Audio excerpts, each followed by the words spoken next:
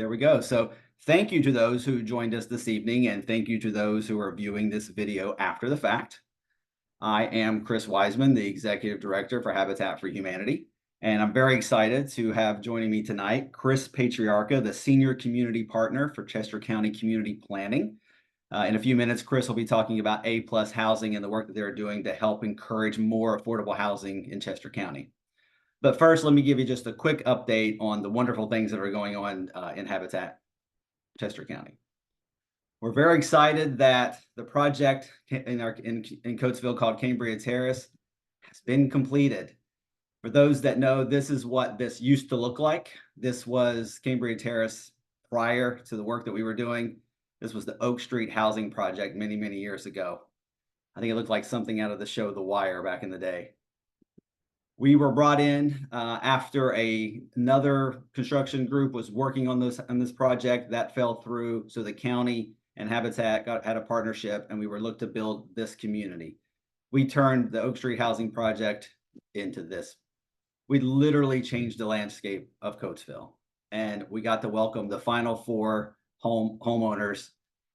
We gave them the keys and did the settlement just a few weeks ago. So we want to celebrate, and I hope everybody can join us September 21st. We're having a big blowout. Everyone's really excited. The city of Coatesville, who would normally have special events that day, are putting all their resources into celebrating with us because they know how important this day is. If you can, come at 11 a.m. because we're going to, before we kick off the big festivities, we're doing a home dedication. And if you've never seen that, it is moving beyond what I can even tell you about right now. We do a ceremony. We work right beside with the homeowners. They usually bring someone in from their clergy. We lay hands on the house, and everybody that's there lays a hand on the house, and we say a prayer to them and wish goodwill and long success in that home. And boy, does that just move you. You can feel it. So hopefully you can join us for that. In the southern part of the county, we continue to work on our Fuller Meadows project. These are 40 homes built in groups of 5, so 8 phases. And I'm excited to report that we are halfway through. We just welcomed those 5 homeowners into phase 4 just a couple weeks ago as well. And we'll be breaking ground on phase 5 in just about a month. So excited to continue to go on there. Our homeowners love the space there. We've been building for the last couple of years, and they're really starting to make it a lovely community. Back up in Coatesville in Callan Township, actually, we have what we're calling the Foundry Street project, which is really creative because it's on Foundry Street. This project actually has 2 parts to it, the lower portion and the upper portion. We're really excited about both. In the lower portion, as you can see from this picture, we're actually planning on doing something a little bit different than what we've done in the past. If you've been down the corridor, kind of coming from Downingtown, Thorndale, and through, to Coatesville, you'll have seen a lot of these really nice, differently kind of built apartment homes. We're trying to match what's in the community there with these kind of homes, and we're actually looking to build what's called quads. So there would be 4 homes built into a space like this, and several of those homes would have a single level home so that we can build those for folks who have mobility issues or seniors that are aging in place. And on that lower portion, we'd hope to build 3 of those quads. In the upper portion, we would hope to be able to build our more traditional type house, single family homes, may or may not have a garage. We're still working on the final engineering piece of what that's going to look like and how many houses we can fit in there. As we were going and working to kind of present some of the ideas, we didn't have a picture of what we wanted to look like yet. So what's kind of interesting about this is we typed in all the things we wanted it to be into AI, and AI generated this picture for us, and kind of looks like one of the Habitat homes we'd actually want to create. So we're pretty excited about that. And then there's additional homes kind of all over the county that we continue to work on. There's 7 homes that we're going to be building on Coates and Lumber Street in Coatesville. There are 3 different rehab homes that we've purchased that are going to be working on Strode Avenue and South First Avenue in Coatesville as well. And then back down in West Grove, another home on Edge Hill Avenue. So we're not slowing down. We've exceeded our pace of even what we imagined we could do, and we're only growing and getting more done every year. And that's not the only thing. We continue to do with our rehabilitations and our repairs. our Habitat home repairs have grown astronomically too. We've been blessed to be able to have two different sources of funding through ARPA and the whole home repair. The whole home repair is a partnership that we're actually doing with Good Work and Good Neighbors to make sure that we're doing as many home repairs across the whole county. And these are things like the most critical things to make sure we're weatherproofing homes, redoing roofs, boilers, HVAC. And really, we want to make sure that those affordable homes stay managed and in stock for when people want to be able to go to sell. And what we're finding is that sometimes some of these home repairs are just as impactful as getting a new home. I mean, imagine you're a vet who's living in a home that's becoming unsafe, and you're going to have to leave that home if we're not able to come in and put a ramp and redo your bathroom and make sure that it's safe. Here's an idea of what some of these projects look like kind of before and after. And you can see these bathrooms if someone's living in that condition, and you see the bars that keep them safe getting in and out of the bath. Completely redone. Just briefly, let me go through and remind everybody what the basics are for Habitat home ownership. We often get a lot of questions and misconceptions of what that looks like. So Habitat homes are not free. If we don't give homes away, and we were not founded by Jimmy Carter, though we love the former president for the notoriety that it gave Habitat. We ask everyone to be a part of helping to build the homes. We call that sweat equity, and anyone who's going to be on the mortgage has to provide at least 200 hours of sweat equity. They get right in with the volunteers and help build those homes. And then when they're done, we give them a mortgage. The Habitat holds that mortgage, and we're able to do a 0% 30-year mortgage. That and working with volunteers and national brands and getting discounts on supplies, that's how we're able to keep the cost of the building down and make it affordable for a homeowner to come in. To qualify to be a homeowner, there's a certain limit that you have to have from your income. You have to be under the 80th percentile for the average income in the community. You have to have a certain level of credit score, and then you have to agree to partner with us through the sweat equity.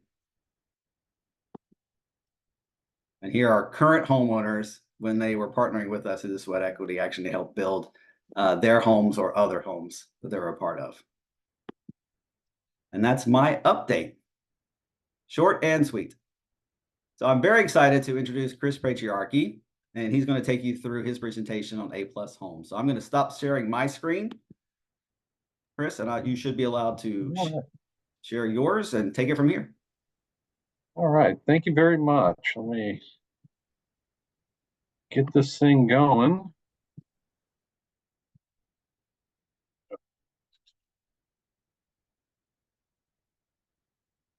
All right. How do we look, Chris? Good to go? Awesome. Okay. First thing, just like to thank Chris for having me out tonight to talk about this issue. Habitat's a wonderful partner that implements lots of these things that we look at the Planning Commission as it relates to affordably priced housing. So what I'm going to do this evening, I'm going to give a quick overview of what we at the Planning Commission do and what we can do and assist with. Then I'm going to paint the picture of the issue across the county as it relates to affordably priced homes and where we are, and then talk about some solutions and some ideas that we have that can possibly put a dent into some of this issue to provide more opportunities for housing for all families, workers, income levels across the county. So with that, again, I'm with the Chester County Planning Commission, and we do lots of things, as you see on this list, but we're going to focus on tonight is housing advocacy. And where this is derived from us at the Planning Commission is through Landscapes 3, which is the current countywide comprehensive plan. And specifically within that, we have our live goal area where we talk about affordable housing and what we can do to ideally bring more opportunities for it countywide. Now, the caveat being with the county is ultimately we're a partner on the side. We can provide assistance in writing zoning. We can be advocates, but ultimately it's the elected officials at the boroughs, the townships, and the city of Coatesville that implement this. So we try to be a partner in implementing these things across the county to the best of our abilities. But again, it's ultimately the municipalities, where they want to go with this. So with that, some of the different things that we work for in our advocacy role is we're looking at ways to expand housing supply. to encourage zoning reforms that will allow for different types of housing, which again is, Chris pointing out the quads that they're looking at in Cowan Township. That's different types, more diversity of housing. We can provide different data. Well, not me specifically, my colleague, Libby Horowitz, who unfortunately couldn't make the call tonight. We can absolutely do that. We address concerns coming from usually more like planning commissions, public officials, use the data to kind of show what's going on, and then also encourage best practices. So with that, we'll go into kind of an overview of the county and where we are. I don't have to tell you, everyone else on this call or who's watching us in the future, we are one of the fastest growing counties in the region in Greater Philadelphia. When we're looking at population growth projecting out into 2050, we're going to be adding an estimated over 100,000 people from 2020 to 2050. I mean, it's a 21% increase. That's a lot of people that we're going to have to look to house in our already tight housing market. And when we're looking at it, it's exacerbated even further because as we're growing, the household size is getting smaller. So we do have more people coming in, but instead of it being families of 4 or 5, it may be families of 2 or 3. So we do have this larger number, but we're also going to need more housing to address that. Just looking at these trends again, this needs to be updated, but looking at that nuclear family, what we would traditionally see, 2 parents, couple of kids, 1950s, it's 43%. In 2015, it's only 20% of households. We expect that number to continue to get a little bit smaller. So it's just another impact going into our housing market. When we look at this more specifically in Chester County, you can see that rise. Obviously, with more people, we're going to rise in all these, but you can see the more dramatic rise in the 1 to 2 person households, going from just over 100,000 in 2010 to up to almost 170,000 by 2050, when compared to the growth of the 3-person plus household going from just under 80 to 92,000. So that's an element when we're looking at the demographics. Not only are we increasing, but we need more housing for the way families are being made now.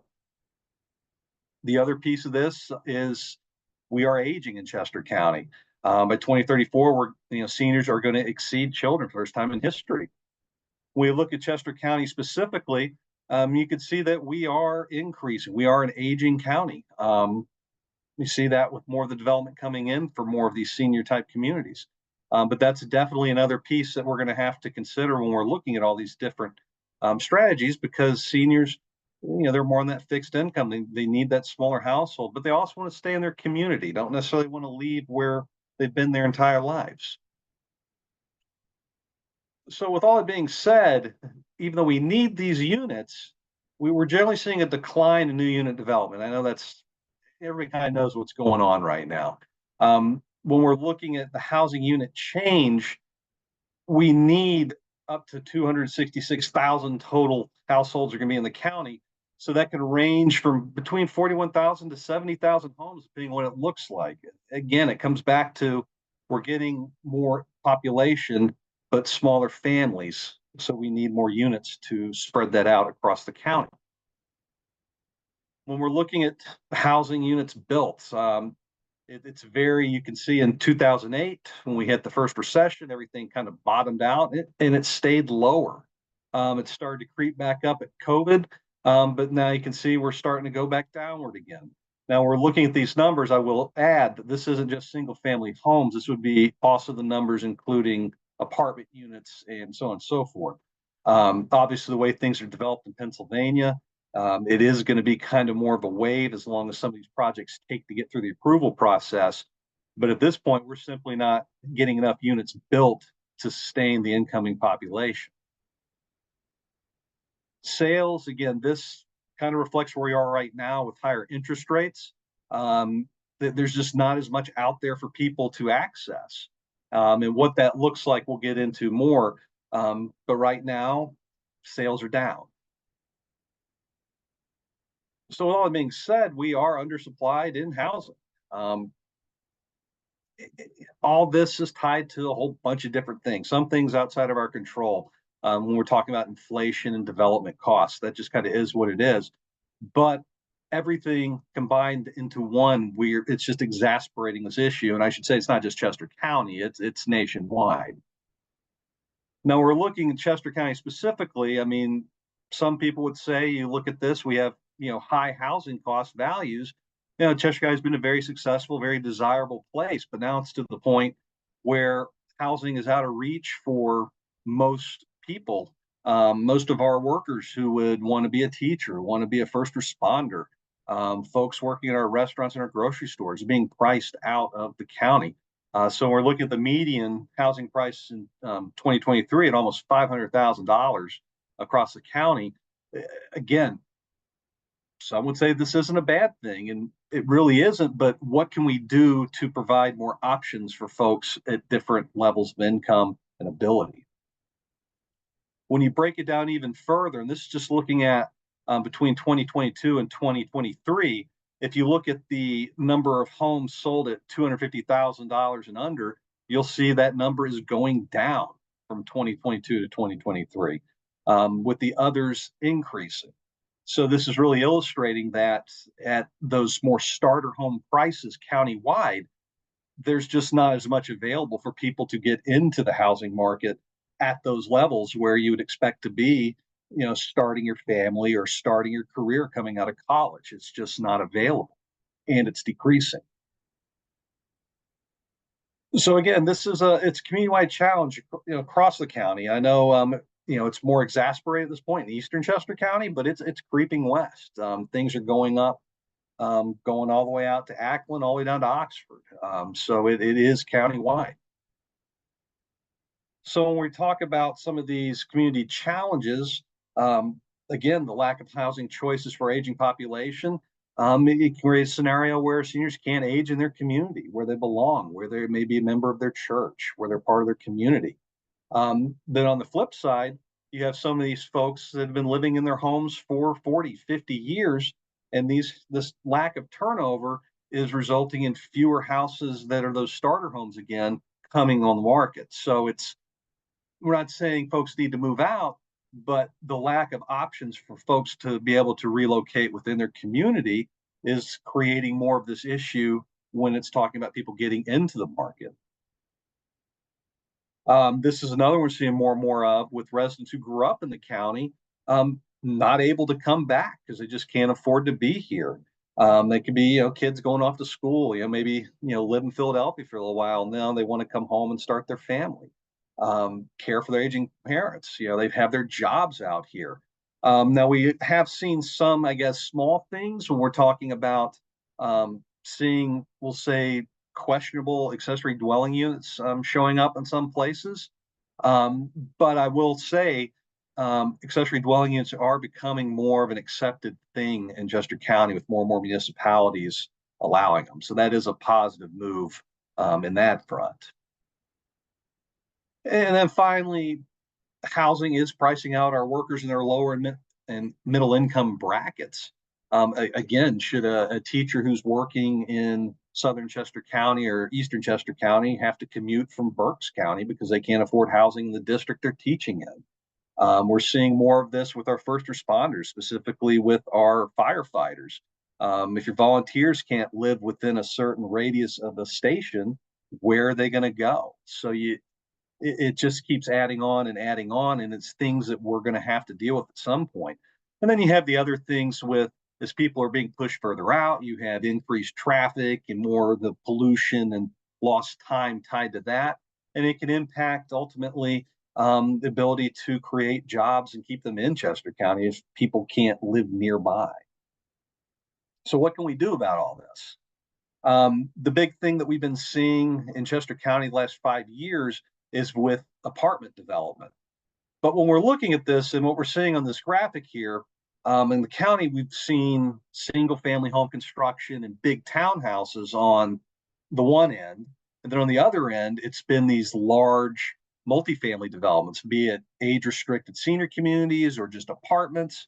But what we're not seeing is that stuff that's faded out in the middle that Chris was actually mentioned earlier, with like a quad. We're not seeing those built. We're not seeing smaller townhouses built. We're not seeing twins. We're not seeing these forms that, again, are pretty commonplace throughout our older communities.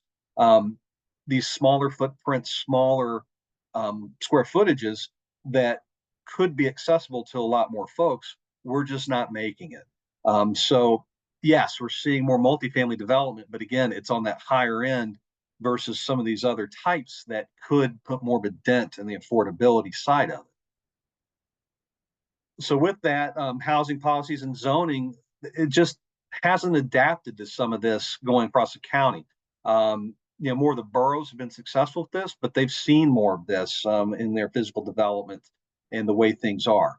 We're starting to see some more of it in some of our more what we call our suburban centers. So places like Exton, places like around Paoli, we're starting to see more of this.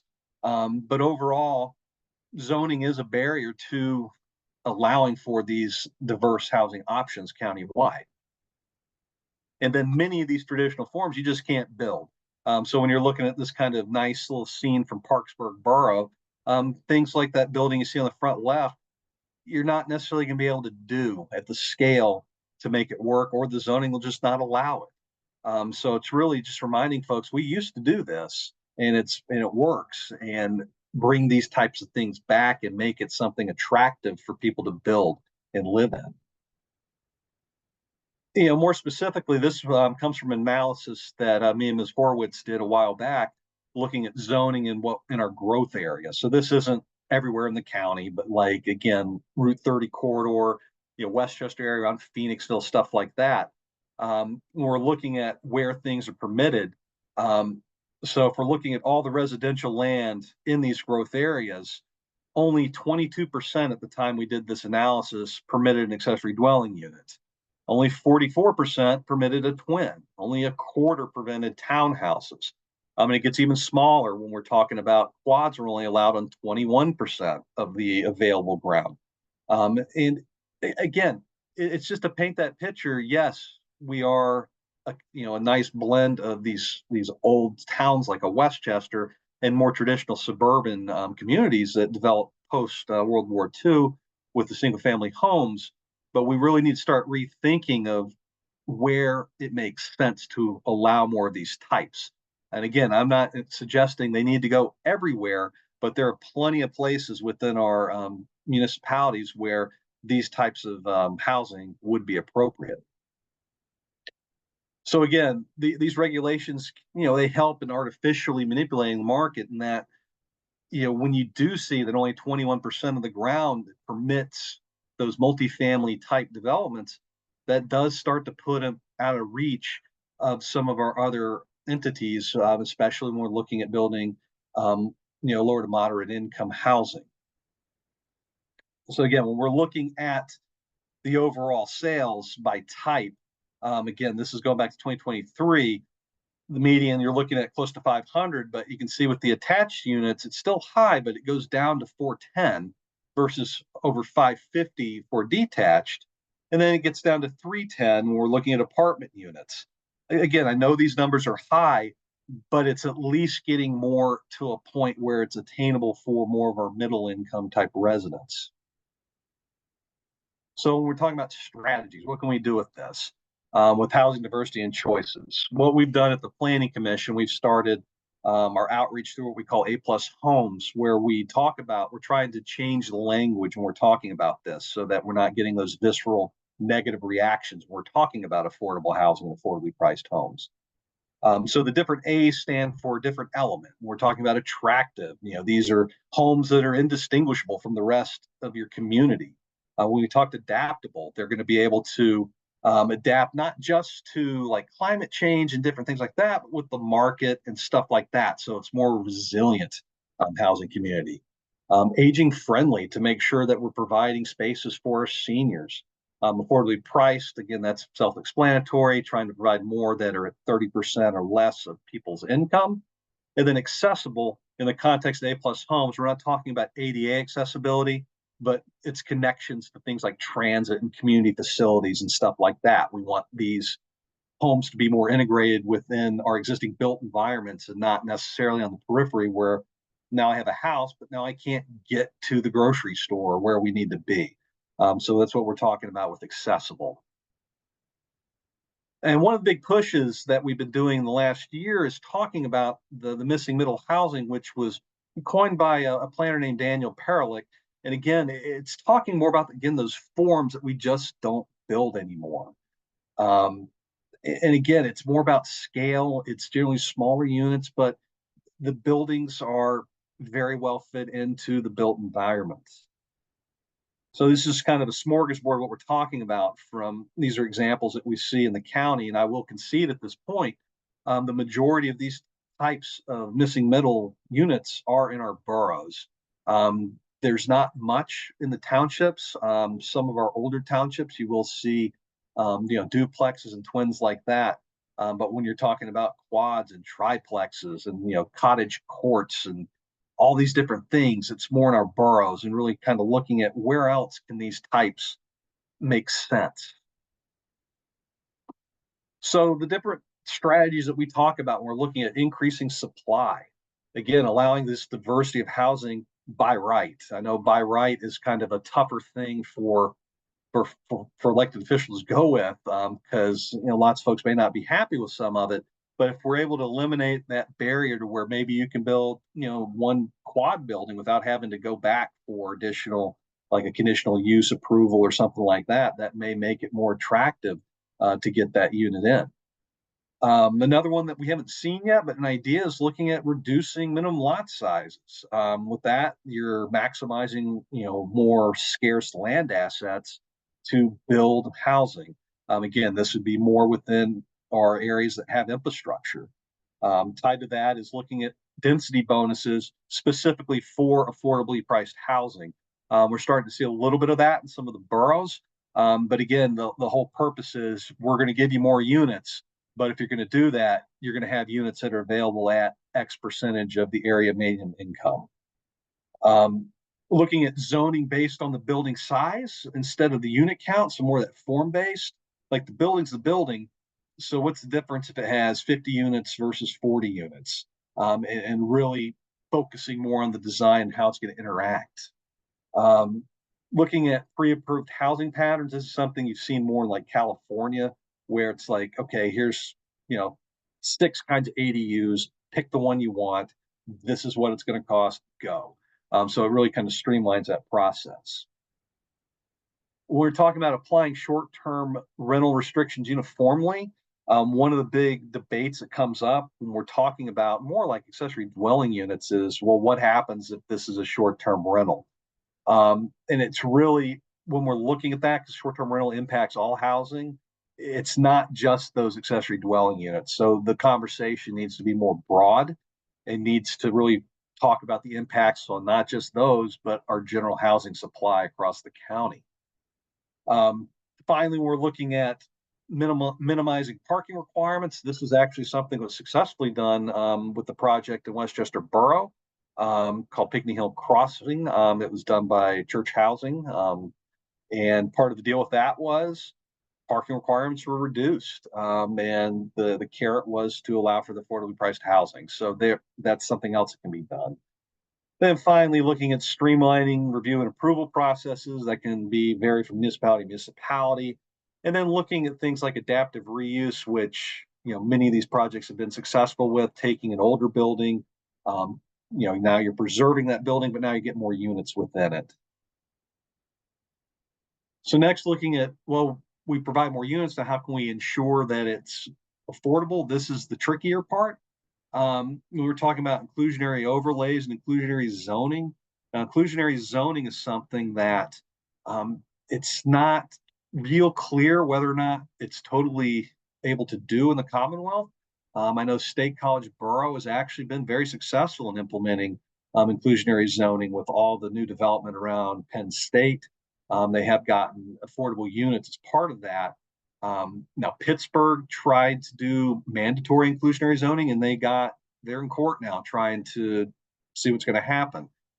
So with that, that's something that I would encourage folks to reach out to their legislatures, because it would take a change in the municipality's planning code to allow something like that, to make it clear to where municipalities might consider it across the county. So that's one of those things that's out there. It's been successful in other places, but in Pennsylvania, It's not clear. Other things talking about providing funding, land bank. This is something that I know we're working on at the county level to work to develop a land bank where then that land could be transferred to groups like Habitat to minimize the land costs to, again, help stimulate more affordably priced housing. Um, Utilizing public lands. This is actually an interesting one that's been just done in Phoenixville Borough with the new Hankin project behind Nudies. That ground, the borough worked an agreement with Hankin Group, basically gave them the land asset of their old township public works building to build housing. And that was something that came about because the borough had identified providing more housing options, more affordable housing as part of their comprehensive planning efforts, all sorts of advocacy to get it to the point where they really utilize those land assets for that. So that's something that has potential. Employer supported housing. We haven't seen much of this in the county, but you have seen it in other areas. I guess the closest parallel we'd have is like Northern Virginia, down around DC. I know, I frankly have a friend who worked at George Mason and they were provided housing for the first 2 years to where they could save up and then get into the market. So that is something that could be a viable option in the future. And then finally mentioned those statewide reforms looking at amending the municipality's planning code. I know there are some efforts going on to talk about everything from inclusionary zoning to permitting more density within single family zone districts. Where all that stuff will land, I don't know. But again, being a Dillon's Rule state where at the local level, we're really tied to only being able to do what the state says we can do. It's going to take some of those reforms to be actionable on some of these other items. And then finally, to really promote and utilize more of the programming and take some of the fear away from like housing choice vouchers. People still think Section 8 is a housing option when it's just a voucher and anybody can use it and use it anywhere in the community and it's indistinguishable. So really emphasizing what it is and what it isn't to take some of the fear away.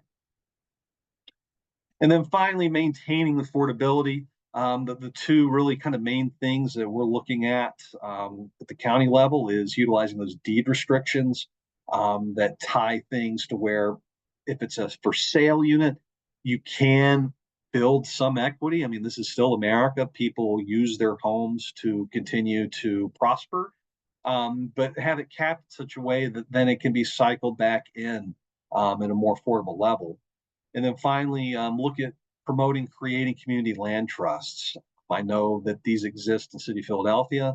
And there's one in Pottstown where basically a nonprofit or another entity owns the ground and rents the house on top of it, basically. But since the ground is owned by that entity, when the house sells on top, again, it continues to keep that affordability cycled in. Also allow folks to, again, build equity and ideally move on to another home and then open up the starter home back. So it's an interesting model. It's not real common in this area yet, but there's a lot of potential with it. So we'll wrap this up and take a few questions. Again, this QR code, it'll go right back to our website. We have lots of tools and information that folks can use. I'll also put a shout out to any sort of elected official or resident group or planning commissioners, things like that, that would like us to come out and talk about these issues in your community. We're happy to do that. And again, we're just trying to promote more opportunities for housing across the county. So with that, I will stop my share.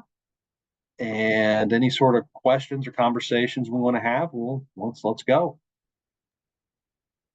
Chris, there was one that was in the Q&A that popped up about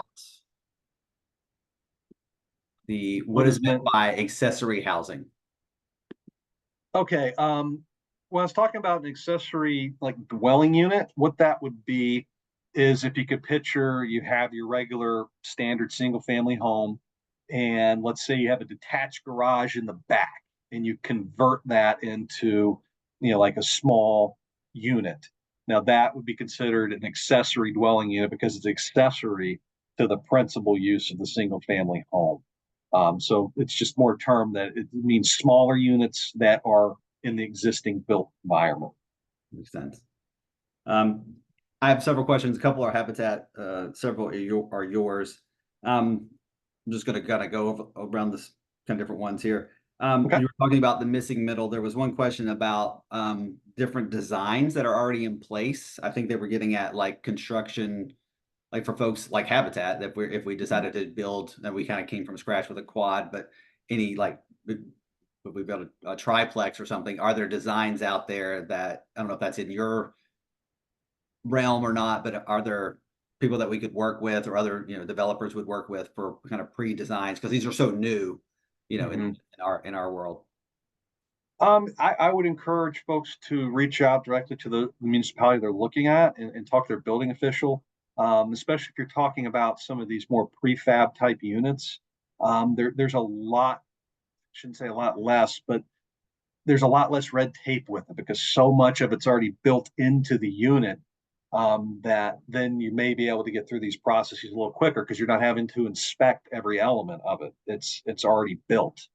So I would encourage folks just to reach out directly to municipal building officials to find out where things would land like that. There was another question, you and I both can probably speak to this about the lack of entry level homes that are being built. So, Mhm. that for-profit developers are this what the way they wrote this was one of the questions kind of beforehand was they were driving through Exton and they saw a sign that says starting at $1 million. They don't see any signs that starting at 250. So how do we encourage for-profit developers to just start at a level that is really an entry level home? Yeah, one of the things that we've talked about, and it's a harder sell. I'll concede, to a municipal official, is looking at capping square footage and allowing more units. And what I mean by that is when you're looking at like the new townhome developments, it's usually like a Toll Brothers luxury townhouse. It's almost 3,000 square feet, which nothing wrong with that if that's what you want. If you can afford it, good for you. But we're not building the stuff we built in like the 70s and 80s that may be more that 17 to 1800 square foot unit that just by proxy of the smaller footprint conceivably can get the price down. We think that's something that could work to at least get some more units available to folks at that middle income. But again, density is a four-letter word in so many places. It would really take a lot of working with the community to kind of explain the benefit. So that's one way that we see the market could help address some of this issue. This was an educated question about landscapes and the open space that's sort of promoted through that. Mhm. Uh, how is the open space being used, or is there too much open space, I guess is the question, in Chester County that affecting potentially the building of homes? That's actually something I have used in conversations to leverage this in a positive way, where open space preservation it's part of the ethos of Chester County. I mean, it's been done here for a very long time, and to really make the point, make the connection with folks that yeah, it's great we're preserving this, but it is reducing the available ground to house folks, and if we want to continue to preserve ground, we need to have reciprocal acceptance of more housing and look at more density and things like that. Again, where the infrastructure can make it work. That's the other part of it that, at least from our end, we're talking about in our growth areas, not out in the middle of a farm, where the jobs are, where the infrastructure is, where people work. So it is a tricky issue, but I think if it's expressed in such a way, that we can do both, but we have to be open to more options and ideas on the housing front to make it work. Agreed. Yeah. And that's going to be the challenge. I mean, the county has set a goal, a pretty aggressive goal that they've been meeting, Yep. for building new houses. And, but we have to, when you show the statistics of just how much we're going to be growing over the next several years. I mean, the challenge is Exactly. there in front of us. Just a couple more questions. One was about zoning issues and NIMBYism and how we fight that. One was, specifically with habitat, but you can maybe talk to the bigger picture. I can say maybe we're just been lucky or blessed, or we've gone to the right municipalities, but we really haven't had much pushback, kind of with the NIMBYism. A lot of times we start with the process for the borough or the township leadership, and show them the work that we've done, to understand that the habitat homes, once they understand that, they see how beautiful they are and how well they fit into the community that exists already, we usually get folks on board pretty quickly. We haven't really had to face much of that. And, where we're building in sort of different kinds, we've had great support with the township managers there to look at zoning. A lot of folks are going through a whole kind of township or, municipality rezoning plan. And we've been kind of side by side helping to kind of talk about what we need for zoning in those spaces. So we really haven't had a lot of difficulty, but I imagine you've sat on some conversations that have been more challenging. Yeah, I'd say that the biggest barrier to overcome is apathy. The people that generally go to a municipal meeting are angry about something, and they have more, I guess, reason to be there versus the 90% of the people in the county who either one, they don't care, or two, it's like, you know what, that's not going to impact me. So yeah, do it. So it's really mobilizing more of these folks that, or have had this issue to really kind of put the face on it that this is important because, I remember vividly when I was working previously in a township, these kind of nasty conversations were happening. And I just looked at one of the NIMBYs and said, I live in an apartment. Are you saying I can't live in your community? And when you ask that question and make it kind of personal, it backs off a little bit. So it's really trying to engage more folks who wouldn't necessarily go to one of these meetings because, again, if all the elected officials are hearing are those 20 NIMBYs screaming at them all the time and not the other 8,000 people or 5,000 people or 2,000 people that live in the community that are okay with it, the NIMBYs are going to win out. So it's really working to get more people to their elected officials and putting a face on it, telling their stories about why this is important and why they should do that. So I would say that's probably the most critical thing that can be done. Yeah, that's a really great point. I know there's some great work being done in affordable housing councils Mm-hmm. across the counties, particularly in Kennett. Yep. And Roethlisberger has done some really great work in creating a package that can be kind of taken and tailored to different groups and shared to just really explain why this is needed and how it works and why it's important. So last Absolutely. couple of questions. One was specifically for Habitat about when applications are going to be open for new homeowners. And I didn't mention this, but I should have. With the next phase coming open in phase 6, we're going to be taking applications for that at West Grove. And then for the Strode Avenue, First Avenue houses in Coatesville, and the Edge Hill house down in West Grove, we're all going to be opening up applications probably within the next month. So be on the lookout for that for folks who are interested. And then the last question, it kind of went back to where you're talking about lasting affordability and what's being done in that space across the county. I can say you mentioned deed restriction and the community land trust. One thing I co-chair the Phoenixville Affordable Housing Council, and we've been really looking at this for a while and tackling this idea. The one other option that's out there is a ground lease, which is similar to the community land trust, but it's sort of one entity controlling that versus a larger community group, which takes quite a bit of time to get up and running. We have the opportunity working with the council and maybe even the borough to build a couple homes that we could start this model with, very similar to the community land trust, where if it's habitat, we would own the land, the mortgage would be just on the house, which greatly reduces that mortgage. So with that 0% 30-year mortgage, and now only on the home, that keeps it lower. And there would still be like a scheduled kind of way that we would build equity throughout it, but we continue to build throughout the life of it. But with the land being loaned, we would have as the single entity kind of a say when it goes to being sold to make sure that it goes into someone else's who meets that qualification back too. So Yeah, that is being looked at and will be implemented on some of those new houses that we're going to be doing in this next year. So we'll see it. That's terrific. Terrific news. Any other questions online from our folks? All right. Well, I think that's going to wrap it up this evening. Chris, thank you so very much for joining us. Thank you for all the work that you're doing in the county. It is really important.